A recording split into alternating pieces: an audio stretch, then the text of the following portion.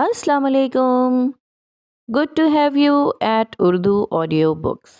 हाजिर खिदमत है मेहरुन्निसा शाहमीर का नावल बख्त, एपिसोड 23। वो तीनों गोल चक्करदार जीनों से उतरते हुए नीचे जा रहे थे, ऐसे कि हाले दरमियान में थी, उमर आगे और सरदार उनके पीछे। दफतन हाले ठिठक कर रुकी थी। उमर आगे था सो उसने नोट नहीं किया। सरदार उसकी नज़रों के इर्तिकाज में देखे गया। सामने एक शाहाना तर्ज की मेज सजी थी। आसपास खड़े मुअद्दब बैरे, अनवाع अक़साम के खानों से सजी मेज़, दो प्रोफेशनल किस्म के फोटोग्राफर्स। लेकिन क्या हाले ये सब देख कर रुकी थी? वो उस मेज़ के गिर्द बैठे अपने ख़ानदान को देख कर रुकी थी। कैमरे की फ्लैश में चमकता सफ़ीर और मेहरमा का परफेक्ट कपल, हसन की प्लेट में खाना डालते शम्स सुल्तान, फरवा की किसी बात पे उदास सी मुस्कुराहट वाली हसीना सुल्तान, और सरबराही कुर्सी पे उदास से बैठे हुए यूसुफ सुल्तान। हाले के दिल को जैसे धक्का लगा था। वो सब उसका खानदान थे, झूठे, करप्ट, कातिल जैसे भी थे, लेकिन उसने अपनी आधी जिंदगी उन्हीं लोगों के साथ गुजारी थी। हर एक से उसे मोहब्बत मिली थी, मान मिला था सिवाय फरवा के, और उन सब लोगों के दरमियान उसे कभी फरवा की नापसंदीदगी खली ही नहीं। भाभी, चलकर सलाम दुआ कर लेते हैं, आपकी फैमिली है, ऐसे अच्छा नहीं लगता। सरदार की नज़रें अब भी मेज़ पर जमी थीं। वो हकीकत से बेखबर था। उसी वक्त उमर ने मुड़कर देखा तो हाले को अपनी जगह मुंजमद पाया। उसने एक नज़र उसकी नज़रों की सीध में देखा और फिर गहरी सांस भरता सीढ़ियाँ चढ़ता उसके करीब आने लगा। ये सारे थोड़ी देर पहले तक एक दूसरे की शक्ल तक नहीं देख रहे थे। उसने हाले के पास खड़े होकर बोलना शुरू किया। सुल्तान मंजिल से अलग अलग गाड़ियों में आए हैं यहाँ। ये खोखली मुस्कुराहट बस इन कैमरों को दिखाने के लिए है, इंस्टाग्राम की आइडियल फैमिली बनने के लिए है। शम्स चाहता है कि लोग मेराज सुल्तान की मौत को छोड़कर उनकी हैप्पी फैमिली के तस्करे करें। वो दिखाना चाह रहा है कि वो कितना अजीम है और कैसे उसके मरहूम भाई की बेवा और उसका बेटा शम्स के घर में एक बेहतरीन जिंदगी गुजार रहे हैं। आज इनका ट्विटर और इंस्टाग्राम देखिएगा, कुछ इस किस्म के हैशटैग्स होंगे। Hashtag miss you Meraj Sultan, hashtag better together, hashtag unbreakable bond. वो तंजिया सा कह रहा था और हाले सुन रही थी, बल्कि शायद नहीं सुन रही थी। वो बगैर पलक झपके सामने वाली मेज को देख रही थी। उसकी माँ और उसका भाई दोनों हकीकत से बेखबर थे और कितने खुश थे। क्यों अल्लाह ने उससे खबर देकर उसका सुकून छीन लिया था? उसका जी चाह रहा था शम्स का मुंह नोच ले, या फिर कम से कम उन छुरी कांटों से खाना खाते उसके हाथ काट दे, या फिर यही छुरी अभी के अभी उसकी गर्दन पे फेर दे। लेकिन वो इन सब में से कुछ नहीं कर सकती थी। कैसी बेबसी थी, कैसा दुख था। उसकी माँ अपने शौहर के कातिल के साथ और उसका भाई अपने बाप के कातिल के साथ खाना खा रहे थे और वो कुछ नहीं कर सकती थी। वैसे आपकी अम्मा इद्दत में नहीं है?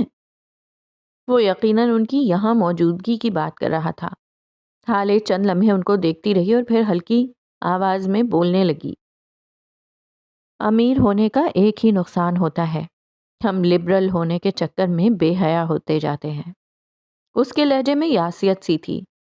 खैर, आपने अब मजीद उनको देखते रहना है या हम चलें? देर हो रही है। उमर की कोफ्तज़दा आवाज़ पर उसने मुड़कर देखा था। वो सख्त बेजार और उजलत में लगता था। हाले एक आखिरी बेबसी और नफरत भरी नज़र उन पर डालकर आगे बढ़ गई थी। सरदार हवन्नकों की तरह उमर को देख रहा था। भाई, ये सब क्या है?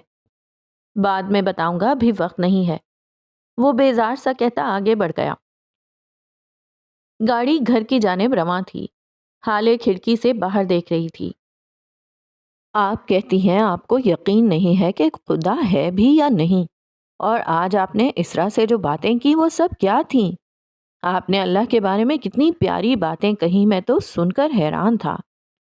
वो गाड़ी ड्राइव करते हुए बोल रहा था। हाले एक पल को जैसे ठहर गई। जिस जात को मानने से वो इनकारी थी, वो उसके बारे में अच्छी बातें कैसे कर सकती है? तुम्हें कैसे पता मैंने क्या बातें की? उमर मुस्कुराया। امیر بیوی ہونے کا ایک فائدہ ہوتا ہے، اس کے پاس مہنگے گیجٹس ہوتے ہیں، اور ان مہنگے گیجٹس کا ایک فائدہ ہوتا ہے کہ آپ انہیں چوری کر کے اپنے کام میں استعمال کر سکتے ہو۔ وہ مسکراہٹ دبائے محظوظ سا کہہ رہا تھا۔ حالے نے مڑ کر اس کو دیکھا تھا۔ کیا تم مجھ سے یہ نہیں پوچھو گے کہ میں نے اس لڑکی کی ڈیٹیلز کہاں سے حاصل کی؟ اس کے دوست اور فیملی کے بارے میں مجھے کیسے پتا چلا؟ وہ اس کے چہرے کو دیکھتی ہوئی پوچھ رہی تھی۔ عمر نے کندھے اچکائے تھے۔ ظاہر ہے آپ جب 25 منٹ کے لیے باہر گئی تھیں تو آپ اس کے 25 سالوں کی ڈیٹیلز لے آئی ہوں گی۔ لیل نے آپ کو ہیلپ آؤٹ کیا ہوگا۔ صحیح کہہ رہے ہو۔ لیل نے ہی کام کیا، لیکن ہیلپ نہیں، اس نے میرا کام کیا، اور اس 25 منٹ کے لیے اس نے مجھ سے 25,000 چارج کیے۔ میرا بینک اکاؤنٹ تو پتا ہے نا؟ صبح تک پورے 25,000 میرے اکاؤنٹ میں ڈلوا دینا، ورنہ امیر بیوی ہونے کے مزید فوائد میں تمہارے گوش گزار کر دوں گی۔ وہ ٹھنڈے لہجے میں کہہ کر رخ موڑ گئی تھی۔ میں اس کو 25 روپے بھی نہ دیتا اس فضول کام کے لیے، اور آپ کی اطلاع کے لیے عرض ہے کہ میں کوئی امیر آدمی نہیں ہوں، میں ایک معمولی سا گورنمنٹ ملازم ہوں۔ آپ اگر میرا کام کر رہی تھی تو میری استطاعت تو دیکھ لیتی۔ اب کہاں سے لاؤں گا میں اتنے پیسے؟ وہ سخت کبیدہ خاطر لگ رہا تھا۔ حالے نے کوئی جواب نہیں دیا۔ اسی وقت اپنے گھر کے سامنے گاڑی روکتے ہوئے ان کو سامنے ایک اور گاڑی کھڑی نظر آئی، اور گاڑی کے ساتھ ٹیک لگائے ایک گرے آنکھوں والا لڑکا بھی نظر آیا۔ عمر کے تاثرات اس کو دیکھ کر سنجیدہ ہو گئے تھے۔ وہ گاڑی سے نیچے اتر آیا۔ حالے بھی گہری سانس بھرتی اس کے پیچھے ہی اتری تھی۔ صبح سفیر، پھر سلطان منزل کے مکین، اور اب ہارون شاہد۔ انہوں نے قسم اٹھا رکھی تھی کہ آج حالے کو سکون سے نہیں رہنے دینا۔ ہارون ان کو دیکھ کر چھوٹے چھوٹے قدم اٹھاتا ان کے قریب آ کر رکا تھا۔ دیکھو ہارون، مجھے یہ بات بالکل نہیں پسند کہ تم آئے دن اس طرح سڑک پر کھڑے ہو کر میری بیوی سے بات کرو۔ یہ سامنے میرا گھر ہے، جو بھی بات کرنی ہے اندر جا کر کرو، آئی سمجھ؟ اگلی بار میں یہ سب برداشت نہیں کروں گا۔ لوگ ہزار باتیں کرتے ہیں، دھیان رکھنا۔ وہ سخت لہجے میں کہتا واپس اپنی گاڑی میں جا کر بیٹھ گیا تھا۔ حالے اور ہارون نے اس کی گاڑی کو اپنی نظروں کے سامنے سے اوجھل ہوتے دیکھا۔ وہ چلا گیا تو ہارون نے ہتھیلی کی بند مٹھی حالے کی جانب بڑھائی، جسے اس نے نظر انداز کر دیا۔ وہ بازو سینے پہ لپیٹے کھڑی رہی۔ اسٹریٹ پولز کی روشنی میں اس کا چہرہ دمک رہا تھا، جبکہ ہارون کا چہرہ اندھیرے میں تھا۔ بات کرنی ہے، وہ ہلکی آواز میں بولا تھا۔ حالے نے اس کو سامنے کھڑا دیکھ اپنے دل کو ٹٹولا تھا، جیسے آج صبح سفیر کے لیے۔ کیا وہ اس شخص سے نفرت کر سکتی تھی؟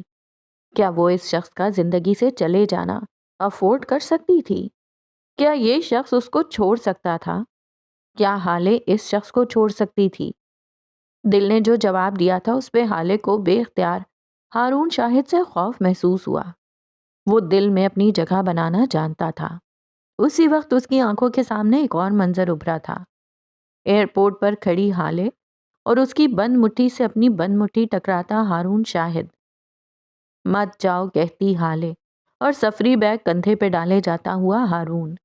اس کے بعد ٹوٹے پھوٹے منظر، دو سیاہ نقاب پوش آنکھیں، گاڑی کی ڈگی، تھپڑ، ذلت، رسوائی۔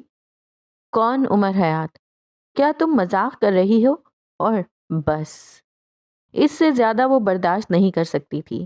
اس کے چہرے پر زمانے بھر کی سختی چھا گئی۔ ہم دونوں کے درمیان کوئی ایسا تعلق نہیں ہے جو ہمیں بات کرنی پڑے، وہ رکھائی سے کہہ کر آگے بڑھنے لگی۔ جب ہارون نے اس کو پکارا، حالے ہمیں بات کرنی چاہیے، یہ بہت ضروری ہے، تمہارے لیے بھی اور میرے لیے بھی۔ حالے پوری کی پوری اس کی جانب مڑی تھی، تیز نظروں سے اس کو گھورا۔ مجھے لگا تھا تم باوقار ہو گئے ہو، مجھے لگا تھا تم بدل گئے ہو، لیکن تم وہی ہو ہارون، تم نہیں بدلے۔ میرے ایک بار تمہیں اپنی زندگی سے نکالنے پر تمہیں نکل جانا چاہیے تھا، لیکن تم ہر روز آ جاتے ہو۔ کیا تم اپنی عزت نہیں کرتے؟ اس نے وہاں وار کیا تھا جہاں سب سے زیادہ درد ہوتا ہے، بھلا کہاں؟ کسی کی کمزوری پہ۔ ہارون کے چہرے پر کوئی تاثر نہیں آیا، وہ اسی طرح پرسکون کھڑا رہا۔ میں باوقار ہوں حالے، اسی لیے تمہیں منانے آیا ہوں۔ اگر نہ ہوتا تو اپنی غلطی کو اون کرنے کے بجائے تمہیں تمہارے قصور گروانے لگ جاتا۔ وہ 2 قدم مزید آگے آیا تھا۔ میں اگر باوقار نہ ہوتا تو تم سے تعلق چھوڑنے کے بجائے تمہیں اکیلا چھوڑ دیتا۔ اپنی غلطیوں کی معافی مانگنا اور ان کو اون کرنا باوقار لوگوں کا کام ہوتا ہے۔ اپنے دوستوں کو مشکل میں نہ چھوڑنا باوقار لوگوں کا کام ہوتا ہے۔ ایک طرف کی کہانی سن کر سزا دینا کہاں کا انصاف ہے حالے؟ تم مجھے بھی تو سنو، میری حالت بھی تو سمجھو۔ وہ نرمی سے کہہ رہا تھا۔ نہ مجھے کچھ سننا ہے نہ کہنا ہے۔ تم نے جو بھی کیا صحیح غلط مجھے نہیں پتا، بس مجھے تم سے کوئی تعلق نہیں رکھنا ہارون، میری زندگی سے چلے جاؤ۔ ہارون نے اس کو تعصب سے دیکھا تھا۔ تم نہیں بدلی حالے، مجھے لگا تھا تمہارے غم نے تمہیں بدلا ہوگا، لیکن تم آج بھی ویسی ہی ہو۔ جس نے تمہیں تکلیف دی، جس نے تمہیں ہرٹ کیا، اسے بغیر کچھ کہے چھوڑ دینے والی۔ آخر تم کب تک ایسی رہو گی؟ آخر کب تک لوگوں کو ان کے قصور بتائے بغیر ان سے الگ ہوتی رہو گی اور پھر یہ سوچو گی کہ وہ تمہیں سمجھیں؟ حالے سانس رو کے اس کو سنے گئی۔ کوئی تمہارے بولے بغیر نہیں سمجھے گا یہاں، سب انسان ہیں، کوئی خدا نہیں ہے۔ اگر کسی نے تمہیں دکھ دیا ہے تو بولو یار، اس کو بتاؤ کہ اس نے تمہارے ساتھ یہ کیا اور اب تم اسے چھوڑ رہی ہو۔ لڑ کر، چیخ کر، چلا کر نہیں، میچور طریقے سے بات کر کے، دلیل اور ثبوت دے کر۔ اس طرح اپنے دل میں باتیں رکھتی رہو گی تو کبھی خوش نہیں رہ سکو گی۔ تم مجھے اپنی زندگی سے نکال دو گی، میں چلا جاؤں گا، لیکن صرف تمہاری ضد کی وجہ سے نہیں۔ تمہارے پاس کوئی وجہ ہونی چاہیے، لاؤ وہ وجہ اور میں چلا جاتا ہوں۔ وہ حالے کی آنکھوں میں دیکھتا کہہ رہا تھا۔ میں تمہارا دوست ہوں حالے، مجھ سے بات کرو، غلطی ہوئی ہے تو مجھے بتاؤ، میں معافی مانگ رہا ہوں تو معاف کر دو یار، میں ہمیشہ تمہارے لیے آؤں گا، میں تم پہ گیو اپ نہیں کر سکتا۔ ساری دنیا بھی اگر تمہیں چھوڑ دے تو ہارون شاہد وہ واحد آدمی ہوگا جو تمہارے ساتھ ہوگا، میرا یقین کرو۔ تم نہیں تھے ہارون، وہ عجیب سے لہجے میں کہتی آگے آئی تھی۔ آنکھوں میں ہلکی سی نمی چمکی تھی۔ جب حالے کو تمہاری ضرورت تھی تب تم نہیں تھے۔ اس کی آواز بلند ہوئی۔ جب ساری دنیا نے مجھے چھوڑ دیا تھا تب بھی نہیں تھے۔ وہ غرائی تھی، آنکھیں ضبط کے مارے سرخ ہوئی تھی۔ جب اس رات میں اغوا ہوئی تم تب بھی نہیں تھے۔ جب میں ساری رات اس کی گاڑی کی ڈگی میں پڑی رہی تم نہیں تھے۔ اس کے لہجے میں دل زخمی کرتا دکھ تھا۔ اس دن جب سفیر نے مجھ پہ ہاتھ اٹھایا تم نہیں تھے۔ چچی نے مجھے گھر سے نکالا تم نہیں تھے۔ میں نے تم سے کہا سب سچ بتاؤ، تم نے نہیں بتایا۔ آنسو نہ جانے کہاں سے آ کر اس کے گالوں پہ پھسلنے لگے۔ میں نے ہر لمحہ ہر منٹ تمہیں یاد کیا، لیکن تم نہیں تھے۔ ہارون بس اس کو دیکھے گیا، سنے گیا۔ جب میں اس سڑک پر بیٹھی رو رہی تھی، ہنس رہی تھی، میرا دل پھٹ رہا تھا، تم تب بھی نہیں تھے۔ جب بابا نے میرا نکاح اس عمر سے کروا دیا تم تب بھی میرے پاس نہیں تھے۔ اور پھر جب فروکی حلق میں کچھ اٹکا، وہ ان الفاظ کو ادا نہیں کر سکتی تھی، کوئی بھی اولاد نہیں کر سکتی۔ جب بابا مر گئے، وہ تکلیف سے بولی، بابا مر گئے ہارون اور تم تب بھی نہیں تھے۔ اس اسپتال کے ٹھنڈے فرش پر حالے سلطان اکیلی تھی، کیونکہ اگر حالے کے ساتھ ہارون نہ ہو تو وہ اکیلی ہوتی ہے۔ تم نہیں تھے ہارون، تم تب بھی نہیں تھے، وہ رندھی ہوئی آواز میں کہہ رہی تھی۔ اور اگر تم تب نہیں تھے تو اب مجھے ساری زندگی کے لیے نہیں چاہیے ہو۔ اچانک اس کے آنسو گرنا بند ہو گئے تھے، اس کے لہجے میں سختی در آئی تھی۔ تم کہتے ہو میں شکایات نہیں کرتی، میں خود کو تکلیف دینے والوں کو بغیر بات کیے، بغیر ان کا قصور بتائے چھوڑ دیتی ہوں۔ میں تمہیں بتاؤں ہارون، میں ایسا کیوں کرتی ہوں؟ ہارون خاموش رہا۔ وہ بولنے نہیں آیا تھا، وہ سننے آیا تھا۔ شکایتوں کی عزت ہوتی ہے، مقام ہوتا ہے، وقت ہوتی ہے، انہیں ہر جگہ ہر کسی سے نہیں کیا جاتا، ورنہ ان کا مقام ختم ہو جاتا ہے، عزت 2 کوڑی کی رہ جاتی ہے۔ تم کہتے ہو میں لوگوں کو ان کا قصور بتائے بغیر ان سے الگ ہو جاتی ہوں، میں بتاؤں میں ایسا کیوں کرتی ہوں؟ وہ سرخ آنکھوں کے ساتھ اس کے قریب کھڑی پوچھ رہی تھی۔ ہارون کا سر بے اختیار اس بات میں ہلا تھا۔ میں لوگوں سے دور ہو جاتی ہوں جنہیں میں دل سے نکال دیتی ہوں، اور کیا دل سے نکلے ہوئے لوگوں کو ان کے قصور بتائے جاتے ہیں؟ اس نے سوال کیا تھا یا پھر نہیں کیا تھا، وہ بولے گئی، نہیں ہارون، دل سے نکلے ہوئے لوگ ایسے ہوتے ہیں جیسے چارپائی پر پڑی ہوئی لاش۔ کیا تم نے کبھی کسی لاش کو اس کا قصور بتایا ہے؟ ہر چیز کی ایک ایکسپائری ڈیٹ ہوتی ہے، اسی طرح تعلقات کی بھی ایکسپائری ڈیٹس ہوتی ہیں۔ ایکسپائرڈ چیزوں کو اگر لگایا تو جسم خراب ہوگا، کھایا تو گلا، اسی طرح ایکسپائرڈ تعلقات کے ساتھ رہو گے تو دل خراب ہوگا، زندگی خراب ہوگی۔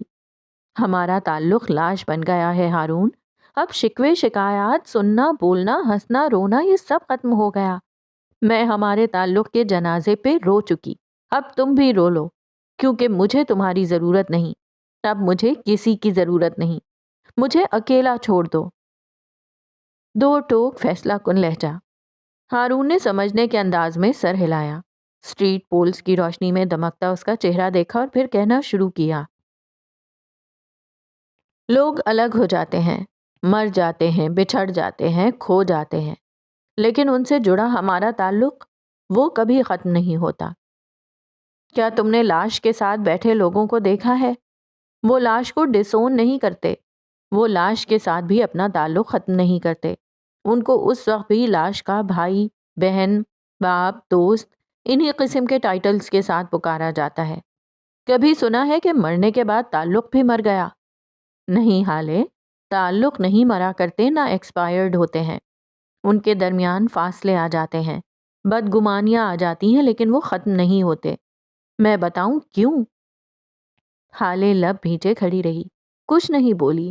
ہارون خود ہی بولنے لگا، کیونکہ چیزیں لوگ بناتے ہیں، وہ ختم ہو سکتی ہیں، ایکسپائرڈ ہو سکتی ہیں، لیکن تعلقات ہمیں اللہ نے دیے ہیں، وہ ختم نہیں ہوتے، بس ان میں فاصلہ آ جاتا ہے۔ میں تمہارا دوست ہوں، ہمیشہ تمہارے ساتھ رہوں گا۔ ہاں، ایک وقت تھا جب میں تمہارے پاس نہیں تھا، کیونکہ وہ میرا وقت تھا، اس وقت ہارون کو ہارون کی زیادہ ضرورت تھی۔ دوستوں کو مشکل میں ساتھ ہونا چاہیے، یہ اصل دوست کی پہچان ہے، لیکن ایک دوست آپ کی ہر مشکل میں ہر وقت آپ کے ساتھ نہیں ہو سکتا۔ کوئی سفر، کوئی موت، کوئی مجبوری ہوتی ہے جو آڑے آ جاتی ہے۔ وہ مدھم لہجے میں کہتا حالے کو کوئی اور ہی ہارون شاہد لگا۔ جب ہمارے یہاں کوئی شادی، کوئی موت واقع ہو جاتی ہے تو ہمارے بیرون ملک مقیم رشتہ دار یا دوست نہیں آ پاتے، وہ کبھی ہفتے بعد، کبھی مہینہ، تو کبھی سال بعد آتے ہیں، مبارکباد دیتے ہیں، پرسہ دیتے ہیں۔ کیا ہم قبول نہیں کرتے؟ کیا ہم انہیں دھکا مار کر نکال دیتے ہیں؟ نہیں حالے، ہم ایسا نہیں کرتے، کیونکہ ہم جانتے ہیں کہ وہ صرف انسان ہیں، اور انسان اللہ کی زمین پر کب کہاں ہوں گے یہ خدا طے کرتا ہے۔ انسان اس معاملے میں بے بس ہوتا ہے، جس طرح میں تھا۔ یہ بخت تھا حالے، تمہیں یہ سب اکیلے جھیلنا تھا، اللہ تمہیں آزما رہا تھا، یہ تمہارے بقا کی جنگ تھی۔ میں کسی اور شہر، کسی اور جگہ پر اپنے بقا کے لیے لڑ رہا تھا۔ ہم دوست ہیں، ہمیں ایک دوسرے کو سمجھنا چاہیے۔ اگر تمہیں لگتا ہے کہ میں تمہیں اکیلا چھوڑ دوں گا تو تم غلط ہو۔ دوست کے اکیلا چھوڑ دو کہنے پہ اسے چھوڑ نہیں دیتے، بلکہ اس کے پاس بیٹھ کر اس کے سمجھ نہیں آ رہا کیا کروں تک بیٹھنا ہوتا ہے۔ میں تمہارے ساتھ ہوں، تم چاہو یا نہ چاہو، میں ہر دفعہ تمہارے لیے آؤں گا، کیونکہ ہارون شاہد کو گاڑی سے ٹیک لگا کر تمہارا انتظار کرنے کی عادت ہے۔ خیال رکھنا، میں پھر آؤں گا۔ وہ بول کر اپنی گاڑی کی طرف بڑھ گیا تھا۔ حالے خاموش نظروں سے اس کو جاتا دیکھتی رہی۔ کیا یہ وہی ہارون شاہد تھا؟ ان اسٹریٹ پولز کی روشنیوں سے دور ملگجے سے اندھیرے والے قبرستان میں چلتے ہیں جہاں عمر حیات ٹانگوں کو سمیٹے اداس آنکھیں میراج سلطان کی قبر پر جمائے بیٹھا تھا۔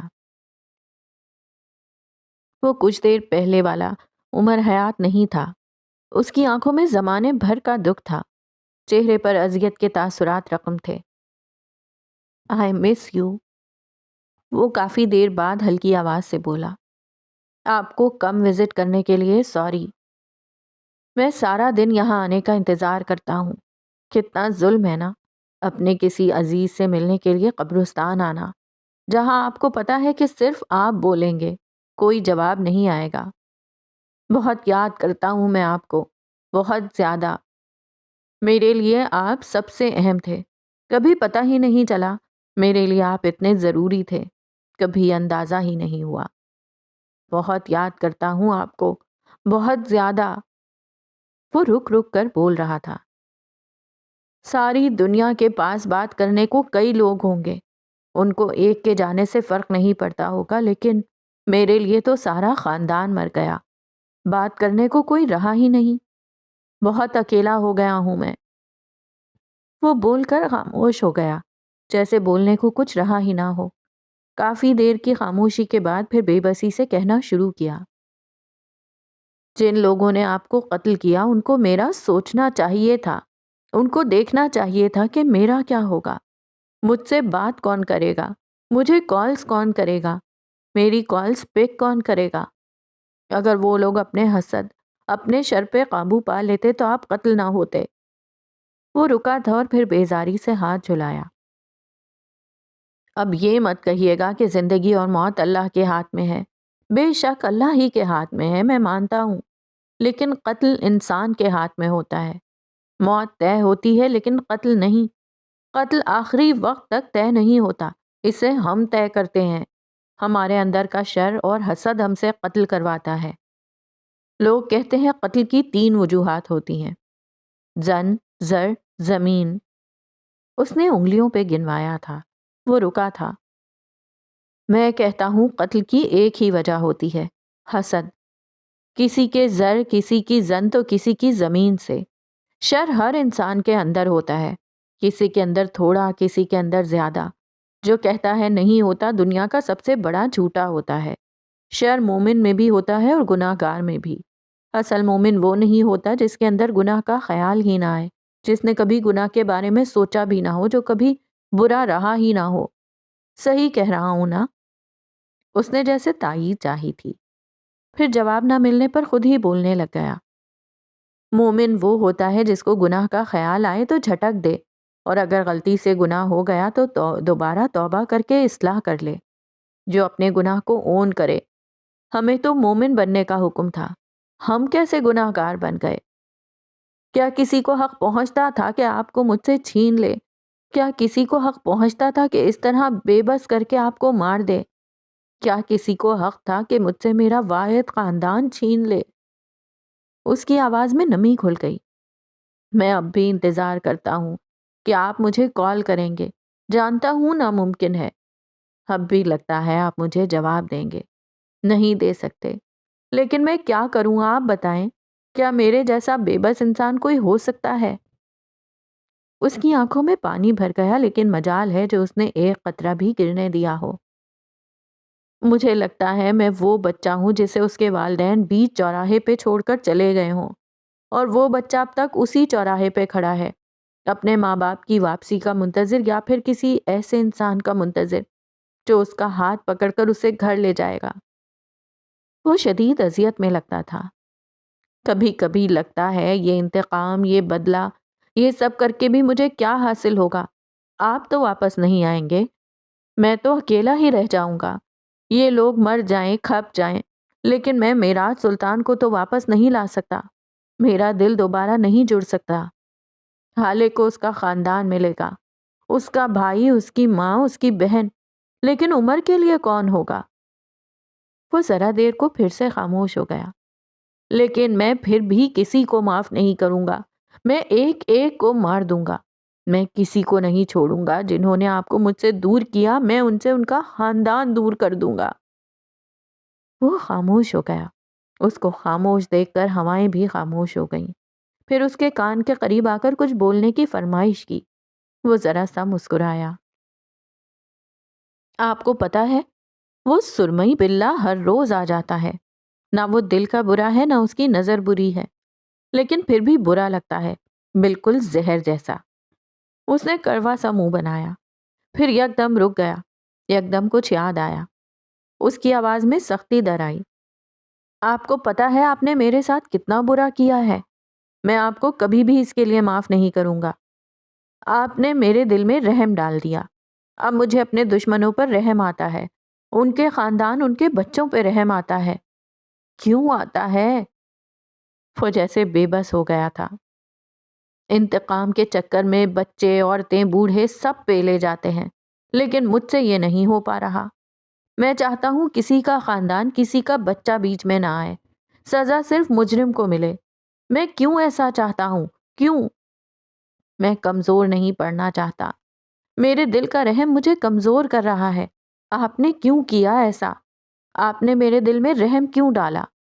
میں انتقام کو جنون بنانا چاہتا ہوں، بچے، بوڑھے، عورتیں، خاندان جو بھی بیچ میں آئے سب کو ختم کر دینا چاہتا ہوں، لیکن میں جیسے بے بس ہو گیا ہوں، میں نہیں کر پا رہا۔ آپ نے ظلم کیا ہے مجھے، ظالم بھیڑیا رہنے دیتے، لیکن آپ نے مجھے انسان بنا دیا، مجھے انسان نہیں بننا تھا۔ وہ خاموش ہوا تو فضائیں بھی خاموش ہو گئیں۔ عمر کے غم میں نوحہ پڑھتی خاموش بیان کرنے لگی۔ 10 سال پہلے اس آدمی کو اینٹوں سے مارتے وقت میرے دل میں رحم نہیں تھا۔ اس شیف کی ہڈی پسلی توڑتے وقت مجھے ترس نہیں آیا تھا۔ اس ٹیوٹر کو مارتے وقت مجھے ذرا برابر ترحم نہیں محسوس ہوا تھا۔ تو اب کیوں مجھ سے برہان کے آنسو نہیں دیکھے جاتے؟ کیوں سکندر شاہ کا خاندان توڑنے کے بعد میرے دل سے سکون اٹھ گیا ہے؟ میں ایسا نہیں تھا، میں ایسا نہیں تھا۔ اس نے کرب سے آنکھیں بند کر لی تھیں۔ شاید وہ 10 سال پیچھے جانا چاہتا تھا، جہاں سے عمر کے اندر کی انسانیت کے سفر کا آغاز ہوا تھا، لیکن در حقیقت وہ اس قبر میں لیٹے آدمی کو اپنے سامنے دیکھنا چاہتا تھا۔ قبرستان کی ساکت فضاؤں نے بھی آنکھیں بند کر لی تھیں۔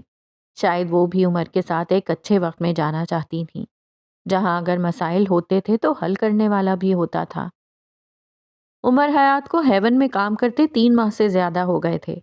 وہ بچوں سے مانوس نہ سہی ان کو برداشت کر سکتا تھا۔ 18 سالہ عمر حیات سوتے بچوں پر ایک آخری نظر ڈالنے آیا تھا۔ ترتیب سے رکھے بیڈز اور ان پہ سوئے ہوئے بچے عمر کی نظروں نے اسکین کیا۔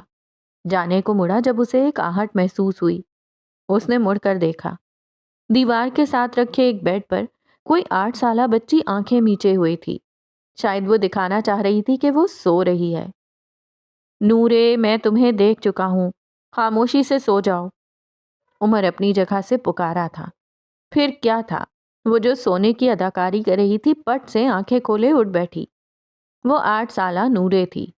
سانولا بھرے بھرے گالوں والا چہرہ، ہلکے گھونگھریالے بال، بڑی بڑی سیاہ آنکھیں اور سب سے بڑی اس کی زبان، جس سے عمر عاجز تھا۔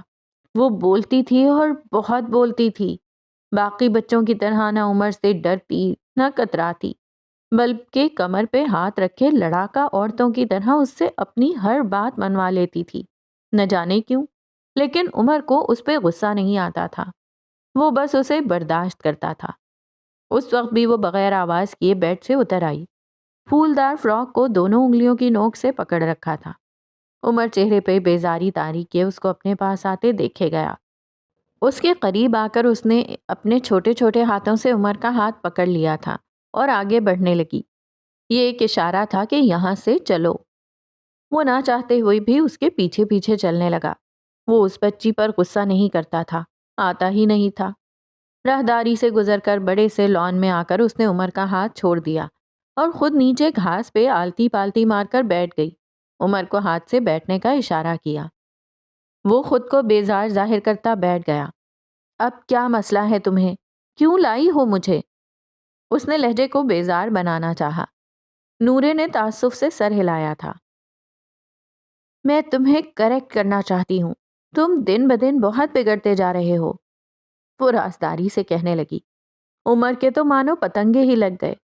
اب تم مجھے کریکٹ کرو گی؟ ہاں، اور میں تم سے بڑا ہوں، آپ کہو، آئی سمجھ؟ ہوا کے دوش پہ سانولی بچی کے بال اڑنے لگے تھے۔ اس کی آنکھوں میں ناپسندیدگی در آئی تھی۔ یہی تمہاری، وہ بولتے بولتے رکی۔ عمر کی گھورتی نظروں کو دیکھا اور پھر دونوں ہاتھ سرنڈر کرنے کے انداز میں اٹھا لیے۔ یہی آپ کی بری عادت ہے، غصہ۔ آپ غصہ بہت کرتے ہیں، پتہ ہے ہمارے پیرنٹس نہیں ہیں، جب کوئی ڈانٹے تو ہم کس کو بتائیں گے؟ اور وہ جو تم لوگ میری جان عذاب میں ڈال دیتے ہو اس کا کیا؟ ہاں، اللہ رے، کیا کروں آپ کا؟ ہم تو بچے ہیں، تنگ تو کریں گے نا؟ آپ تو بڑے ہو، آپ کو پتا ہے جب آپ نے اس دن آنا کو ڈانٹا تو وہ کتنا روئی تھی۔ وہ کہہ رہی تھی اس کا دل کر رہا ہے وہ اپنے بابا کے ساتھ ان کی گریو میں جا کر سو جائے۔ عمر سن ہو گیا۔ نورے کہہ رہی تھی، اور پتہ ہے جب تم نے علی کو ڈانٹا، وہ کہہ رہا تھا جیسے اس کے پیرنٹس جل گئے وہ خود کو بھی اسی طرح جلا لے گا تاکہ آئندہ تمہاری ڈانٹ نہ کھانی پڑے۔ میں نے کہا نا ہمارے پیرنٹس نہیں ہیں، ہمیں زیادہ ہرٹ ہوتا ہے۔ وہ ہاتھ ہلا ہلا کر بات کرتی تھی، اس کے لہجے میں گاڑھی انگریزی کا عنصر تھا۔ میرا مقصد یہ نہیں تھا، اس کے حلق سے پھنسی ہوئی سی آواز نکلی۔ میں جانتی ہوں تمہارا یہ مقصد نہیں تھا، تم اچھے ہو، تم سینٹ ڈیول ہو۔ وہ رکی، عمر کی سوالیہ نظروں میں دیکھا۔ یہ نام ہم نے تمہیں دیا ہے، ہم سب نے ایک میٹنگ کی تھی، اس میں ہم سب نے مل کر تمہیں یہ نام دیا۔ تم برے نہیں ہو، ہم جانتے ہیں۔ تم نے ہمارے کھانے کے لیے کس طرح شیف سے فائٹ کی تھی، ہم سب کو کتنا اچھا لگا تھا۔ ہیون میں شیف کے فرائض انجام دینے والا آدمی بچوں کے لیے لایا جانے والا سارا گوشت باہر سے ہی کہیں اور بھیج دیا کرتا تھا اور بچوں کو دال سبزی پر تنخواہ دیتا تھا۔ یہ بات جب عمر کو معلوم ہوئی تو کیا ہوا؟ کیا مجھے یہ بتانا چاہیے؟ نورے کہے جا رہی تھی اور عمر اس کے پاس بیٹھا اس کو سن رہا تھا۔ تم نے ہمارے چاکلیٹ سمری کے لیے بھی تو ووٹ دیا تھا، اور سب سے بڑی بات تم نے اس ٹیوٹر کو بھی مار کر بھگا دیا۔ وہی، وہ اس کے پاس جھکی، آواز آہستہ کر لی، وہ جس کے بیڈ ٹچز ہم سب کو پسند نہیں تھے۔ بس اسی دن ہم سب نے ایک میٹنگ رکھی اور اس میں تمہارا نام سینٹ ڈیول رکھ دیا۔ اس نے گویا بات ختم کر دی۔ عمر مسکرایا تھا۔ ڈیول سینٹ نہیں ہوتے، یا تو اچھائی ہوتی ہے یا برائی، ان دونوں کے درمیان کچھ نہیں ہوتا پاگل۔ اس نے نورے کے سر پہ ہلکی سی چپت لگائی تھی۔ نورے نے خفگی سے اس کو دیکھا تھا۔ بال نہ خراب کرو میرے، اچھا؟ اب آپ مجھ سے وعدہ کریں، آپ کسی بچے کو نہیں ڈانٹیں گے، سب سے پیار محبت سے رہیں گے، کیونکہ میں نہیں چاہتی کہ کوئی میرے جانے کے بعد اگر میٹنگ ہوئی تو آپ کا نام صرف ڈیول رکھ دے، اچھا نہیں لگے گا مجھے۔ وہ مایوس ہوئی تھی۔ اور تم کہاں جا رہی ہو؟ نورے ایک پل کو رکی تھی۔ میں مرنے والی ہوں۔ اس نے عمر کے سر پہ دھماکہ کیا تھا۔ کیا بکواس ہے یہ؟ وہ غصہ ہوا تھا۔ آپ کو معراج بابا نے نہیں بتایا جب کوئی بات کرتا ہے تو بیچ میں نہیں ٹوکتے؟ اس نے خفگی سے ٹوکا تھا، پھر کہنا جاری رکھا۔ ہاں تو میں کہہ رہی تھی کہ میں مرنے والی ہوں، مجھے کینسر ہے۔ عمر سانس روکے اس کو سنے گیا۔ آپ نے دیکھا نہیں ہے معراج بابا ہر ویک مجھے بڑے والے اسپتال لے جاتے ہیں، اور میں اسکول سے بھی کتنی ایبسنٹ رہنے لگی ہوں، میرے سر میں کتنا درد رہنے لگا ہے۔ ڈونٹ ٹیل می، آپ نہیں جانتے۔ وہ منہ پہ ہاتھ رکھے حیران ہوئی تھی۔ عمر نے سفید پڑتے چہرے کے ساتھ نفی میں سر ہلایا تھا۔ وہ مر نہیں سکتی تھی، نہیں، وہ نہیں مر سکتی۔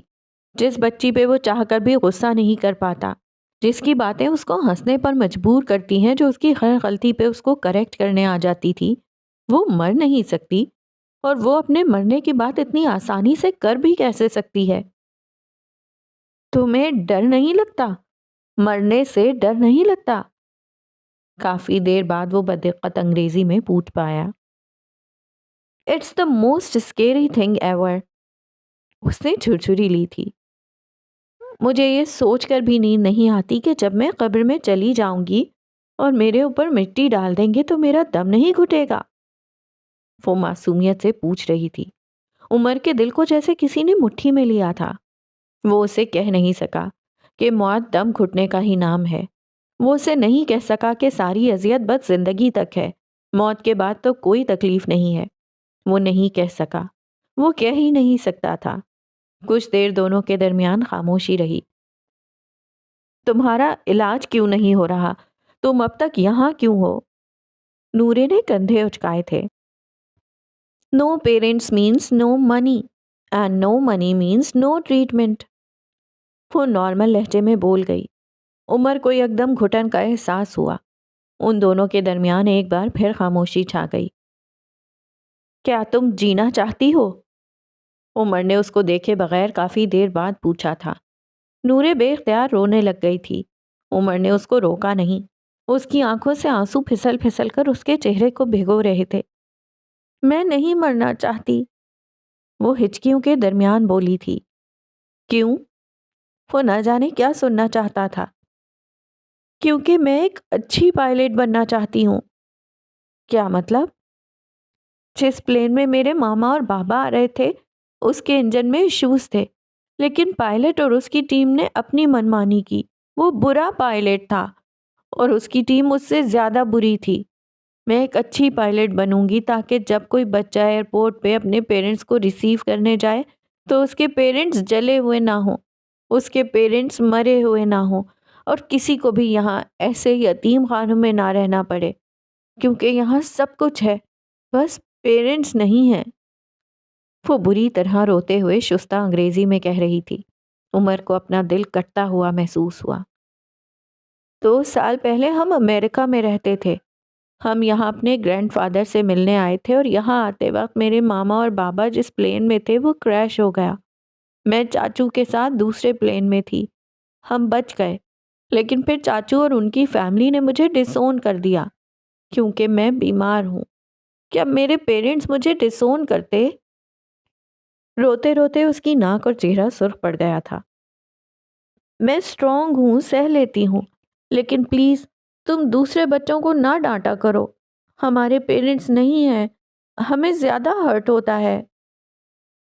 عمر بغیر کچھ کہے اٹھ کھڑا ہوا تھا۔ اب اس کا دم گھٹنے لگا تھا۔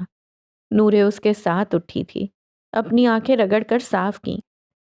سینٹ ڈیول، اگر میں مر جاؤں تو پلیز رات کو میری قبر پہ مجھے وزٹ کرنے ضرور آنا۔ مجھے اندھیرے سے ڈر لگتا ہے۔ تم آؤ گے نا؟ وہ اپنی بڑی بڑی آنکھوں کو اس کے چہرے پر جمائے گردن اونچی کیے پوچھ رہی تھی۔ عمر نے جواب نہیں دیا۔ اس نے بس خود سے سوال کیا، کیا وہ اس بچی کو مرنے دے سکتا تھا جس کو ڈیولز میں بھی سینٹنس دکھتی تھی؟ اور پھر وہ رکا نہیں، لمبے لمبے ڈگ بھرتا آگے بڑھ گیا۔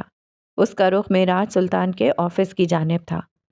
لکڑی کا بڑا سا دروازہ پار کرتا وہ اندر داخل ہوا تو معراج سلطان اپنے آفس کی پاور سیٹ پر بیٹھے کسی فائل کا مطالعہ کر رہے تھے۔ ساتھ ایک آدمی کھڑا تھا جو انگلی سے اشارہ کر کے فائل کے مین پوائنٹس ان کو بتا رہا تھا۔ ویسے تو مجھے شک تھا، لیکن آج یقین ہو گیا۔ تم ضرور کسی جنگل سے بھاگے ہوئے بد تہذیب لومڑ ہو۔ تمہیں کسی نے دروازہ ناک کرنا نہیں سکھایا؟ وہ نووارد کو دیکھ کر طنزیہ لہجے میں بولے تھے۔ البتہ اس کو دیکھ کر ان کی آنکھیں چمک اٹھی تھیں۔ ان کے ساتھ کھڑے آدمی نے اپنی مسکراہٹ کا گلا گھونٹا تھا۔ عمر چہرے پر ہاتھ پھیرتا مرے مرے قدموں سے چلتا ان کے سامنے رکھی کرسی پر دھم سے آ کر گر گیا تھا۔ کافی دیر تک معراج سلطان اس کے کسی جوابی حملے کے منتظر رہے، لیکن کوئی جواب نہ پا کر جیسے بدمزہ ہو گئے۔ اب کچھ بول بھی چکو، تم میری بیوی نہیں ہو جس کے بولنے کا انتظار کرتا رہوں اور کوف بھی نہ ہو۔ ایک اور وار، لیکن مقابل کی جانب سے ہنوز خاموشی۔ اس کا چہرہ سفید تھا جیسے جسم سے سارا خون نچڑ گیا ہو۔ بلو بیلٹ کی نورے، اس کو کینسر ہے نا؟ آپ نے مجھے نہیں بتایا، بلکہ آپ نے اس کا علاج کیوں نہیں کروایا؟ اسے اپنی آواز کھائی سے آتی محسوس ہوئی۔ اس کے ماتھے پہ پسینے کے ننھے ننھے قطرے واضح تھے۔ معراج سلطان نے سمجھنے کے انداز میں سر ہلایا، ہاتھوں کی انگلیوں کو باہم پھنسایا۔ اب اپنی سیاہ آنکھوں کو عمر کے پریشان اور گھبرائے ہوئے چہرے پر مرکوز کیا اور کہنا شروع کیا۔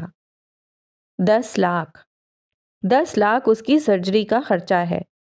اس کے علاوہ اس کی دوائیاں، اسپتال کے بلز، ان کا تو کوئی حساب ہی نہیں، اور اس کے بچنے کے چانسز صرف اور صرف 25% ہیں۔ پھر بھی اس پہ انویسٹ کروں گا کیونکہ وہ میری بچی ہے۔ لیکن اب تم میری دوسری بات سنو۔ گرین بیلٹ کی علیشا کے جگر کا آپریشن کروانا ہے، اور یلو بیلٹ کے فہد کا کڈنی ٹرانسپلانٹ کروانا ہے، وہ بھی اس ماہ کے آخر میں، اور ان کے بچنے کے چانسز بھی 80 سے 90% ہیں۔ میرے پاس جو ڈونیشنز تھے وہ اسپتال کی مشینری پر لگ گئے اور کچھ اسکول کی کنسٹرکشن پہ۔ اب میرے ہاتھ خالی ہیں۔ تم بتاؤ میں کیا کروں، اور ایسے کیسے بچی کا علاج کرواؤں؟ آپ کہیں بات کریں، کسی سے مزید فنڈز لیں، اپنی کمپنی سے کوئی فنڈز لائیں، تو کچھ تو کریں یار، وہ لوگ آپ کے بچے ہیں۔ وہ مارے بے بسی کے چلایا تھا۔ یہاں 1,500 بچے ہیں اور ان سب کی ولدیت میں میرا ہی نام آتا ہے۔ ان 1,500 بچوں میں 80 بچے بیمار ہیں۔ مجھے بتاؤ عمر، میں کون سے بچے کو عزیز رکھوں اور کس بچے کو مرنے دوں؟ آپ ایسا کیسے کر سکتے ہیں؟ کچھ کریں، کوئی راستہ تو ہوگا نا۔ آپ اپنی کمپنی سے کوئی فنڈ دے دیں، کسی ڈونر کو اپروچ کریں۔ وہ بچی مر جائے گی، میں اسے مرنے نہیں دے سکتا۔ اور تم صرف اس ایک بچی کو کیوں مرنے نہیں دینا چاہتے؟ ان کا لہجہ ٹھنڈا تھا۔ عمر بے اختیار دھیما پڑا۔ اس نے نظریں معراج کے چہرے سے ہٹا لی تھیں۔ اب وہ سامنے دیوار پہ لگی عربی کیلیگرافی دیکھ رہا تھا۔ وہ بہت الگ ہے، بہت زیادہ۔ اسے مرنا نہیں چاہیے۔ وہ مر گئی تو اس دنیا کا بہت نقصان ہوگا۔ وہ ایسی بچی ہے جس کو ڈیولز میں سینٹنس دکھتی ہے۔ میں اسے مرنے نہیں دے سکتا۔ اس کی آواز ہلکی تھی، بے حد ہلکی۔ تو بچا لو اسے۔ معراج نے فوراً حل پیش کیا تھا۔ میں کیسے؟ میں کیا کر سکتا ہوں؟ اس کی آنکھوں میں نہ سمجھی اتری تھی۔ تمہارے بینک اکاؤنٹ میں 12 لاکھ روپے ہیں۔ عمر، کیا تم 12 لاکھ میں سے 10 لاکھ اس بچی کے لیے نہیں دے سکتے جس کو ڈیولز میں سینٹنس دکھتی ہے؟ کیا تمہارے لیے پیسہ کسی انسانی جان سے زیادہ اہم ہے؟ ان کے انداز میں چیلنج تھا۔ عمر اپنی جگہ جم گیا تھا۔ وہ رقم میرا فیوچر ہے، میری پڑھائی، میری سیکیورٹی۔ مجھے آگے جا کر بہت کچھ کرنا ہے۔ مہنگا کالج، بھاری فیسوں والے کوچنگز، اپنی وہیکل۔ میں یہ سب کچھ کیسے کروں گا؟ میں نہیں دے سکتا یہ رقم۔ آپ سمجھنے کی کوشش کریں۔ تو پھر ٹھیک ہے، اس بچی کو اس کے حال پہ چھوڑ دو۔ میرے پاس جب رقم آئے گی میں اس کا علاج کروا لوں گا۔ تم جاؤ، کل تمہارے کالج کا پہلا دن ہے، آرام کرو۔ یہ سب میرے بچے ہیں، میں انہیں دیکھ لوں گا۔ وہ مر بھی گئی تو کیا ہوگا؟ یہاں ایک اور یتیم آ جائے گا۔ وہ کہہ کر دوبارہ اپنی فائل پر جھک گئے تھے۔ عمر نے ایک لمحے کو سوچا، اگر وہ یہ رقم رکھ لیتا تو اس کی زندگی بن جاتی، اور اگر وہ یہ رقم دے دیتا تو کسی کی زندگی بچ جاتی۔ زندگی بنانا زیادہ اہم تھا یا زندہ رہنا؟ اس نے دل سے پوچھا تھا، اور دلوں میں رہنے والے خدا نے اس سے فیصلہ کروا لیا تھا۔ مجھے اس بچی کی سرجری اسی ہفتے چاہیے، میں رقم دینے کو تیار ہوں۔ وہ فیصلہ کن لہجے میں بولا۔ ان لوگوں کو زندہ رہنا چاہیے جو میٹنگز میں آپ کے نام کے ساتھ صرف ڈیول لگانے سے ڈرتے ہوں۔ آخری بات اس نے دل میں کہی تھی۔ ایک اور بات، وہ ان کو دیکھ کر بولا تھا، آج آپ نے میرے دل میں رحم ڈالا ہے، اور میں آپ کو اس کے لیے ساری زندگی معاف نہیں کروں گا۔ وہ کہہ کر جانے لگا جب معراج کی آواز نے اس کے قدم روکے تھے۔ کل شام چلیں گے، تمہارے مسئلے کا سدے باب کریں گے۔ آخر کب تک یہ بغیر پہچان والی زندگی گزارو گے؟ وقت پہ کورٹ آ جانا، اوکے؟ عمر تیزی سے مڑا تھا۔ ہم کیا کرنے والے ہیں؟ کیا آپ نے کچھ پتہ لگایا ہے؟ کیا کوئی پلان ہے؟ کل کیوں؟ ابھی بات کرتے ہیں نا۔ کیا کریں گے ہم؟ کچھ بتائیں۔ وہ ان کی میز کے قریب کھڑا بے قراری سے پوچھ رہا تھا۔ معراج نے ایک جتاتی نظر اپنی گھڑی پر ڈالی تھی اور دوسری اس کے چہرے پر۔ رات کے 9 بجنے والے ہیں، اور اس وقت میں ایک تابع دار شوہر کی طرح گھر جانے کی بجائے تم سے بات کرنا کیوں پسند کروں گا؟ ذرا روشنی ڈالو گے؟ ان کے لہجے میں واضح طنز تھا۔ عمر کلس کر رہ گیا، پھر یکدم جیسے ذہن میں کچھ کلک ہوا۔ ویسے آپس کی بات ہے، جیسے جیسے آپ کی عمر بڑھتی جا رہی ہے، زبان کی کڑواہٹ میں بھی اضافہ ہوتا جا رہا ہے۔ اپنی بیوی سے کہیں آپ کی چائے میں چینی کی مقدار ذرا بڑھا لیں۔ دن بدن کریلے کی طرح زہریلے ہوتے جا رہے ہیں بوڑھے جج صاحب۔ بوڑھے پہ زور دے کر وہ بول کر محظوظ سا مڑ گیا۔ معراج کے ساتھ کھڑے آدمی نے ایک زوردار قہقہا لگایا تھا، جبکہ معراج عمر کے پیچھے سے چلائے تھے، میں تمہیں دیکھ لوں گا جنگلی لومڑ۔ عمر ہاتھ جھلاتا باہر نکل گیا۔ سر، آپ نے اس سے جھوٹ کیوں کہا کہ نورے بیٹی اور باقی بچوں کے علاج کے لیے تو آپ کے دوست نے فنڈز دے دیے ہیں، اور کل تو وہ ڈاکٹر نورے کی سرجری کی تاریخ دینے والا ہے، نہیں؟ معراج نے سر دوبارہ فائل پہ جھکا لیا تھا۔ اس کے اندر انسانیت کی خاطر کچھ بھی کر گزرنے کا جذبہ ہونا چاہیے۔ پیسے سے محبت ایک طرف، لیکن دھیان رہے کہ وہ پلڑا اتنا بھاری نہ ہو جائے کہ تمہاری انسانیت کا پلڑا نیچے جھک جائے۔ انسانی جان ہر چیز سے زیادہ اہم ہونی چاہیے، ہر تعلق، ہر رشتے، ہر چیز سے بڑی۔ وہ کہتا ہے میں نے اس کے دل میں رحم ڈالا ہے، میری اتنی اوقات کہاں؟ دلوں کے فیصلے اللہ کرتا ہے، میں نے بس اس کو قربانی دینا سکھایا ہے۔ یہ بھی اللہ کی طرف سے ہے، اس نے مجھے تو بس وسیلہ بنایا ہے۔ میں نہیں چاہتا کہ وہ اپنی ضد اور اپنی عیاشی کے چکر میں انسانیت کھو دے اور مٹی کا بچتا ٹھیکرا بن جائے۔ میں یہ افورڈ نہیں کر سکتا۔ وہ سنجیدگی سے کہہ کر سیدھے ہوئے تھے۔ تو کیا آپ اس کے پیسے واقعی لے لیں گے؟ معراج نے ہاتھ جھلایا تھا۔ لے ہی نہ لوں، اس کی بلیک میلر ماں کو پتہ لگ گیا نا تو میری ساری عمر پیشیاں بھگتاتے گزر جائے گی۔ نہ بھائی، میں باز آیا ایسے پیسوں سے، واپس کر دوں گا کچھ وقت بعد۔ وہ کچھ اور بھی کہہ رہے تھے لیکن آفس کے دروازے کے باہر کھڑے عمر حیات کے کان جیسے سن ہو گئے تھے۔ اس کے دل میں رحم تھا؟ کیا واقعی تھا؟ 10 سال بعد والے عمر حیات نے آنکھیں کھولیں تو سارے منظر پانی کے بلبلے کی طرح ہوا میں تحلیل ہو گئے۔ قبرستان کی ساکت ہوئی ہوا ایک بار پھر چلنے لگ گئی۔ ان کے پاس ابھی اور بھی غم تھے۔ مؤذن فجر کی اذان دے کر سوئے ہوئوں کو جگا کر، روئی آنکھوں کو شفاف پانی سے دھلا کر، بھٹکے ہوئے کانوں تک حق کی آواز پہنچا کر اپنے گھر کو لوٹ گیا تھا۔ ایسے میں سلطان منزل کے ایک کمرے میں اے سی کی کولنگ سے یخ پڑتے کمرے میں وہ بھوری آنکھوں والی لڑکی جائے نماز پر بیٹھی دعا مانگ رہی تھی۔ ملگجے سے اندھیرے میں اس کی صاف رنگت دمک رہی تھی۔ وہ دعا مانگ کر جیسے ہی اٹھی، اس کی آنکھوں کی پتلیاں یکدم ساکت ہوئیں، زبان جیسے مفلوج ہو گئی۔ سامنے ہی بیڈ پر اس کا بھوری آنکھوں والا شوہر نرم سی نظروں سے اسے دیکھ رہا تھا۔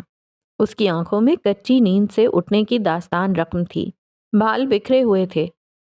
میں نے آج نماز پڑھی ہے، میں روز نہیں پڑھتی۔ وہ ہکلانے لگی تھی۔ اچھی لگ رہی ہو۔ سفیر کی نرم آواز پر اس کو اپنے حواس زائل ہوتے محسوس ہوئے۔ یہ جو دوپٹہ تم نے لے رکھا ہے نا، یہ مجھے بہت پسند ہے۔ تم نماز پڑھا کرو اور ایسے ہی دوپٹہ لیا کرو، سوٹ کرتا ہے تم پہ۔ وہ اس کے چہرے پہ نظریں جمائے بول رہا تھا۔ آپ کو میرے نماز پڑھنے سے کوئی مسئلہ نہیں ہے؟ مہر کو لگا تھا جیسے وہ اپنے پیروں پر نہیں کھڑی رہ سکے گی۔ سفیر کی آنکھوں میں حیرت ابھری تھی۔ مجھے نماز سے کیا مسئلہ ہو سکتا ہے، وہ بھی تمہاری؟ دین ہر انسان کا ذاتی مسئلہ ہے، بلکہ مجھے تو نماز پڑھنے والی لڑکیاں اچھی لگتی ہیں۔ تم آج مجھے زندگی میں پہلی بار سب سے اچھی لگی ہو۔ میں کافی دیر سے تمہیں دیکھ رہا ہوں۔ وہ مسکراتے ہوئے کہہ رہا تھا۔ مہر ماں نے اپنے دل پہ ہاتھ رکھا تھا۔ وہ کتنے دنوں بعد پہلا والا سفیر لگا تھا، وہی نرم لہجہ، وہی مسکراہٹ۔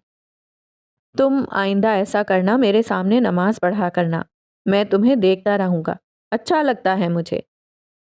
وہ ایسے دوستانہ انداز میں اس سے بات کر رہا تھا۔ اس نے آخری بار کب کی تھی؟ مہر ماں نے یاد کرنا چاہا۔ اس کی آنکھیں بے اختیار بھیگنے لگیں۔ یہ شخص اس کے لیے کیا تھا، یہ تو کوئی اس سے پوچھتا۔ آپ کو تو نماز پڑھنے والی لڑکیاں نہیں پسند تھیں؟ اے سی کی کولنگ اور ٹھنڈے فرش پر اس کے ننگے پیر اس کی ریڑھ کی ہڈی تک جمنے لگی تھی۔ سفیر کو اس ٹیمپریچر کی عادت تھی لیکن اسے نہیں۔ اس کی سماعتوں میں فروا کی آواز گونج رہی تھی۔ وہ 4 عورتوں کے درمیان ایک پارٹی میں کھڑی فخر سے کہہ رہی تھیں، میرے سفیر کو تو یہ 5 وقت کی نماز اور قرآن بس ایک پابندی لگتی ہے۔ بس وضو کر کے ایک نماز سے دوسری کے انتظار میں بیٹھے رہو۔ اپنی کوئی زندگی ہے یا نہیں؟ ویسے دین میں انسان کے لیے اپنی بھی کوئی اسپیس ہونی چاہیے۔ واٹ سے؟ نہیں تو مجھے ایسا کیوں لگے گا؟ سفیر کی آواز اس کو ہوش میں لائی تھی۔ Are you serious? میں ایسا کیوں کہوں گا؟ ٹھیک ہے نماز نہیں پڑھتا، لیکن جو پڑھتا ہے اسے کیوں برا سمجھوں گا؟ وہ سخت متعجب تھا۔ مہر ماں کے سینے پہ جیسے کسی نے گھونسا دے مارا ہو۔ اس نے اس شخص کے لیے خدا کو چھوڑ دیا۔ مجھے بس 2 طرح کی عورتیں نہیں پسند، ایک بد کردار اور دوسری بزدل۔ دونوں ہی نسل خراب کرتی ہیں۔ بد کردار عورت اپنے سارے خاندان کو ذلیل کرواتی ہے اور بزدل عورت اپنے سارے خاندان کو بزدل بناتی ہے۔ وہ اپنے لیے سٹینڈ نہیں لیتی اور اس کی دیکھا دیکھی اس کے بچے، اس کے ساتھی بھی اسی کی طرح بنتے جاتے ہیں اور یہ سائیکل چلتا رہتا ہے۔ اس نے کہنا جاری رکھا، تم سے شادی نہ کرنے کی وجہ بھی یہی تھی، تم بزدل تھیں۔ میں نے کبھی تمہیں اپنے لیے سٹینڈ لیتے نہیں دیکھا، اور حالے وہ تمہارے بالکل برعکس، وہ مجھے پسند کرتی تھی لیکن پھر بھی میری غلط بات کو غلط کہنے کا حوصلہ رکھتی تھی۔ وہ اپنے سے جڑے رشتوں کے لیے بھی سٹینڈ لیتی تھی۔ بزدل عورت سے مرد محبت کر سکتا ہے لیکن بہادر عورت سے عشق ہو جاتا ہے۔ مرد کبھی بھی اس عورت کا نہیں ہوتا جو اس سے ڈرتی ہو، جھجکتی ہو، اس کی باتیں بلا چوں چرا مان لیتی ہو۔ مرد اس عورت کا ہوتا ہے جو اس کی آنکھوں میں آنکھیں ڈال کر اپنی بات منوانا جانتی ہو، جو مرد کی غلط بات کو غلط کہنے کا حوصلہ رکھتی ہو، جس کی زبان نہیں آنکھیں بات کرتی ہوں۔ ایسی عورت مرد کو پاگل کر دیتی ہے۔ مہر چند ثانیے اس کو دیکھتی رہی، پھر جب بولی تو اس کی آواز میں اندیشے تھے۔ کیا حالے ایسی تھی؟ وہ رکی تھی۔ جو کسی مرد کو پاگل کر دے؟ اس کی آواز اسے خود بیگانی لگی۔ سفیر گہری سانس بھرتا کمفرٹر خود سے ہٹاتا اٹھ کھڑا ہوا تھا۔ اگر حالے بے وفا نہ ہوتی تو اس کو معاف تھا۔ آپ خود اندازہ لگا لو وہ کیسی تھی۔ مہر کے دل کو دھکا سا لگا تھا، جبکہ وہ بول کر باتھ روم کی جانب بڑھ گیا تھا، پھر دروازے پہ رکا۔ اس کے سر میں ایک ٹیس سی اٹھی تھی۔ وہ چوکٹ کو تھامے سر پہ ہاتھ رکھے وہیں ٹھہر سا گیا۔ مہرماں جلدی سے اس کے قریب پہنچی۔ کیا ہوا ہے؟ آپ ٹھیک تو ہیں نا؟ وہ پریشان ہو اٹھی تھی۔ آپ کی طبیعت خراب ہے تو ہم ڈاکٹر کے پاس چلتے ہیں، وہ اس کے بازو پہ ہاتھ رکھے فکر مندی سے کہہ رہی تھی۔ پتہ نہیں کیا ہوا ہے، کل رات سے یہی ہو رہا ہے، شاید ڈرنک کی وجہ سے۔ وہ اب تک سر کو ہاتھوں میں پکڑے کھڑا تھا۔ پہلے تو کبھی ایسا نہیں ہوا لیکن اب جتنا پیو اتنا کم لگتا ہے، سمجھ نہیں آ رہا کیا کروں۔ اس نے تفصیلی جواب دیا۔ آپ یہ سب چھوڑ کیوں نہیں دیتے؟ آخر آپ کو میری کوئی پرواہ ہے یا نہیں؟ کیوں میری کوئی بات نہیں سنتے آپ؟ وہ بے بسی سے پھٹ پڑی تھی۔ سفیر نے سرخ ڈوروں والی آنکھیں اٹھا کر اس کو دیکھا تھا۔ تم نہ میری محبت ہو نہ میرا عشق، تم ایک انچاہی بیوی ہو، اور انچاہی بیویاں یا تو گزارے کرتی ہیں یا پھر طلاقیں لیتی ہیں۔ میں دونوں باتوں پر راضی ہوں۔ تم بتاؤ تم کیا چاہتی ہو؟ اس کے لہجے میں تضحیک تھی۔ مہر نے گیلی آنکھیں اٹھا کر اس کو دیکھا تھا۔ میرا کیا قصور ہے سفیر؟ کیا آپ سے محبت کرنا میرا قصور ہے؟ سفیر نے اس کا بازو سختی سے دبوچ لیا تھا۔ تمہارا قصور یہ ہے کہ تم محبت میں لالچی ہو گئیں۔ تمہارا قصور یہ ہے کہ تم نے اپنی بہن کے منگیتر سے شادی کرنے کی حامی بھر لی، یہ جانتے ہوئے بھی کہ وہ کسی کی بے وفائی سے ڈسا ہوا بٹا ہوا مرد ہے۔ تمہارا قصور یہ ہے کہ تم نیڈی اور ڈیسپریٹ ہو گئیں۔ تمہارا قصور یہ ہے کہ تم نے حالے بننا چاہا۔ اگر تم مہر ماں بنتی تو آج شاید میرے دل میں کہیں نہ کہیں تمہارا کوئی مقام ہوتا، لیکن تم مہر ماں تم نے اپنی عزت نہیں کی۔ تم نے کسی اور کا نقاب اوڑھ کر میرے دل میں داخل ہونا چاہا۔ وہ بول رہا تھا اور مہر ماں دم سادھے اس کو سن رہی تھی۔ تمہیں کیا لگتا ہے میں کچھ نہیں سمجھ سکا؟ تمہاری ڈریسنگ، تمہارا بولنا، تمہاری باتیں، تم نے ہر چیز کو حالے کے انداز سے جوڑ لیا ہے۔ تم مجھے بار بار شراب چھوڑنے کا کہتی رہیں۔ کیا تمہیں واقعی لگنے لگا کہ میں صرف کہنے سے چھوڑ دوں گا؟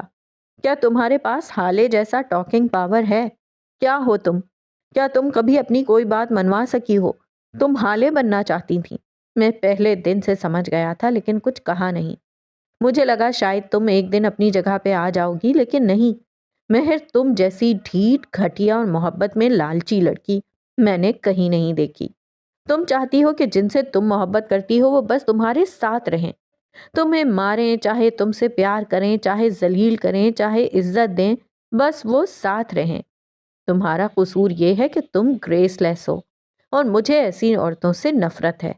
اگر میری نظروں میں میرے قریب رہنا ہے تو حالے سلطان کا لیسر ورژن بننا چھوڑ دو، ورنہ میں تمہیں چھوڑ دوں گا۔ وہ سخت لہجے میں کہتا اندر چلا گیا۔ پیچھے مہر ماں کا چہرہ ایسا تھا جیسے کسی نے سفید پینٹ بھر دیا ہو۔